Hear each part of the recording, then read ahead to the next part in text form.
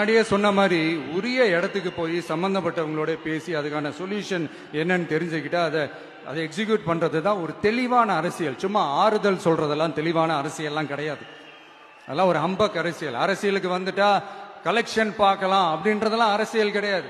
உண்மையிலே மக்களுக்கான அந்த உழைப்பு இருக்கணும். அதனாலதான் நாம் அரசியலுக்கு வந்திருக்கிறோம். இது எதிரிங்களுக்கு நல்லாவே தெரியும். அதனாலதான் நம்மளை சுத்தி அத்தனை சதிகள். அதுல முக்கியமான சதி என்ன தெரியுமா? இத பாரு, ஒன்னு நீ இல்லனா நான் இல்லனா நீ இல்லனா நான். நமக்குள்ள வேற எவனும் நடுவுல வந்துடக்கூடாது. நாம 2 பேரால மட்டும்தான் மக்களை ஈஸியா ஏமாத்த முடியும். இந்த விஜய் வந்ததுனால நமக்கு பொழப்பே போச்சு. மக்கள் வேற அவனை தான் நம்புறாங்க. நாம வெளியே அடிச்சுக்கிற மாதிரி அடிச்சுக்கிட்டாலும் உள்ள நம்மளுடைய டீலிங் பக்காவா இருக்கணும்.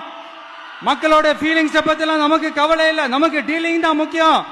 மாத்தி மாத்தி ஆட்சிக்கு வந்துடலாம்னு நினைச்சோம். ஆனா அது நடக்காது போல் இருக்கு. அதனால நீ என்ன பண்ற? எஸ்ஓபின்னு போட்டு ஒரு பக்கம் அவனை தடுத்துரு, இன்னொரு பக்கம் அவன் மேல பழி போட்டு நானும் தடுத்துறேன். என்ன ஓகேவா? டீலிங் ஓகேவா? ஓவர்.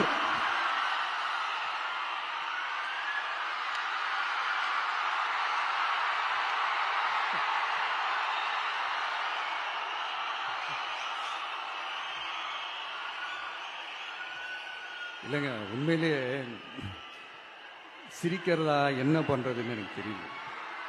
உண்மையிலே இப்படிதான் இருக்கு அவங்க டீலிங்லாம்.